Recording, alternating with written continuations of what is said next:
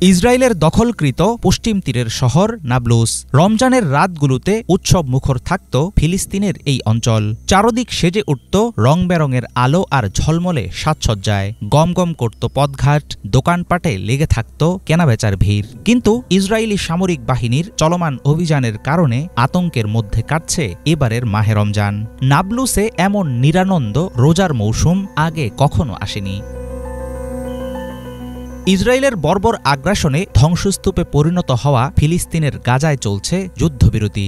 আমেরিকার নাক গলানোর ফলে অবরুদ্ধ উপত্যকাটির ভবিষ্যৎ আছে তীব্র অনিশ্চয়তার মুখে। এর মধ্যে সন্ত্রাস দমনের অজুহাতে অধিকৃত পশ্চিম তীরে সাঁড়াশি অভিযান চালাচ্ছে নেতানিয়াহুর বাহিনী। এর ফলে এবারের রমজান হয়ে উঠেছে স্থানীয় মুসলমানদের জন্য ভয়ের মাস। নাবলুসের ব্যবসা বাণিজ্যেও লেগেছে জোর ধাক্কা। গাজায় যুদ্ধের কারণে এবছর রমজান উপলক্ষে কোনো সাজসজ্জা নেই। অতীতে আমাদের বাজার সাজানো হতো। এই এলাকা পুরোটাই আলো ও নানা রকম ডেকোরেশনে ভরা থাকতো। নাবলুসের অর্থনীতির জন্য বর্তমান পরিস্থিতি খুবই খারাপ। আগে আমাদের বাজারগুলো পরিপূর্ণ থাকতো মানুষের ভিড়ে। পরিবারের লোকজন আসতো, একসাথে বসতো। তখন অর্থনীতির অবস্থা আরো ভালো ছিল। এবারের রমজান মৌসুম খুব মন্দা যাচ্ছে। যুদ্ধের আগে রমজান মাসে আমরা বেচা কেনার প্রতিযোগিতা করতাম, ইসলামিক উদযাপন হতো, কিন্তু এই রমজানে এর কিছুই ঘটছে না।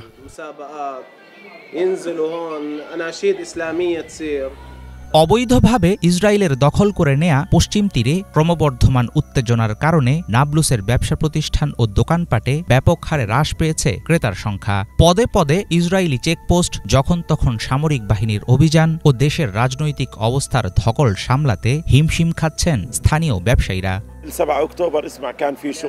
2023-এর 7 অক্টোবর ইসরায়েলি আগ্রাসন শুরুর আগে আমাদের ব্যবসা ভালো ছিল।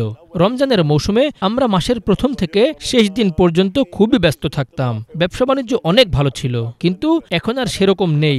সম্পূর্ণ বদলে গেছে রমজানের পরিস্থিতি। এবছর নাটকীয়ভাবে কমে গেছে রোজার আমেজ।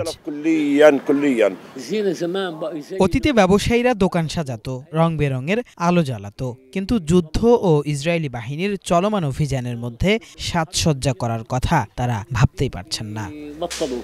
2025 সালের জানুয়ারি থেকে দখলকৃত পশ্চিম তীরে স্বাধীনতাকামী গোষ্ঠী ও ইরান সমর্থিত যোদ্ধাদের উৎখাতে অভিযান চালাচ্ছে বলে দাবি ইসরায়েলের। একথা মানতে নারাজ ফিলিস্তিনিরা। বাড়িঘর ধ্বংস করে এই ভূখণ্ড থেকে স্থায়ীভাবে তাদের তাড়াতে চায় ইসরায়েল, এমনটাই বলছেন স্থানীয় বাসিন্দারা। আতঙ্কের এই মৌসুম কি শেষ হবে, নাকি দখলদারিত্বের ছায়ায় হারিয়ে যাবে নাবলুসের উৎসব মুখর রমজান? কেউ জানে না সে উত্তর। হাফিজুল ইসলাম, বাংলা ভিশন।